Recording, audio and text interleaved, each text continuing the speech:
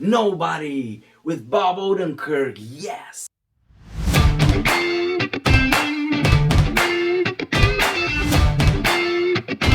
So, it's about a family man, a regular Joe, a regular guy that, two thieves enter his house. His son attacks one of them and he picks up a golf cross, and so he hesitates of defending his son in a violent way. He starts getting this rep that he doesn't have courage, he's a pussy. Basically, he's a pussy. Pussy in front of his son, in front of his boss, that's his father-in-law, in front of his brother-in-law, in front of his wife. The only one who trusts him is his little girl. There's this moment in the movie where inside his brain something clicks. Peel by peel, you find out that he was an auditor for, the three-letter word institutes, if you know what I mean. Everything starts escalating.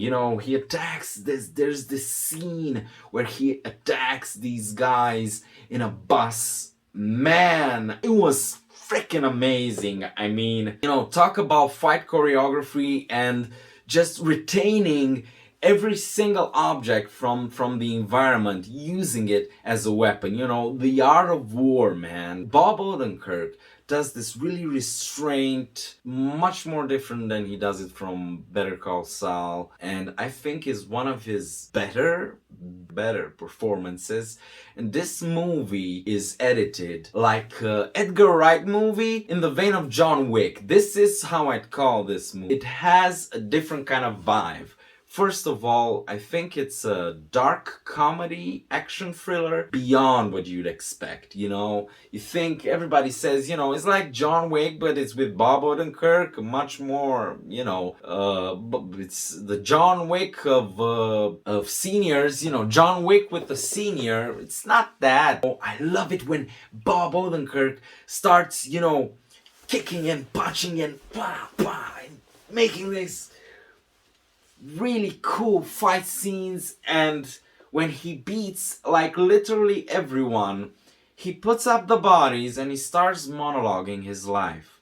He's like, I've got a job, I don't know if you understand, but whatever, it's a tough job, I said to Lori, I gotta quit this job. This is not a life I want for myself. And he has this great background, and this is what I loved about this movie, that he reveals his background after he fights his enemies, after he fights the guys, the people he needs to fight to defend himself and to do justice. And he plays it like being a regular Joe. This is amazing. He plays it real. He plays it in a very realistic way of doing things. I mean, John Wick is something of fiction.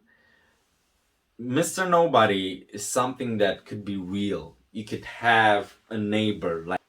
Oh, and if you're looking for a great soundtrack with really good music choices, the way it is cut, that's why I said it's something similar to an Edgar Wright movie or a Quentin Tarantino movie, actually. This is the movie you'd like to see. This is the movie for you. Like this. Christopher Loyd, for heaven's sake, Great Scott, is alive at 80 years old. He has 2 freaking awesome action scenes. See it, you'll love it. Man, it's like he opens his eyes and then his shotgun. It's all over, folks. And that's the thing, the beauty is seeing Christopher Loyd once more was amazing. This is, and the Russian, man, such a little bit cliched antagonist, and the story is simple. So I would give Mr. Nobody an 8.5. This was a great dark comedy action thriller. I loved it. It's great.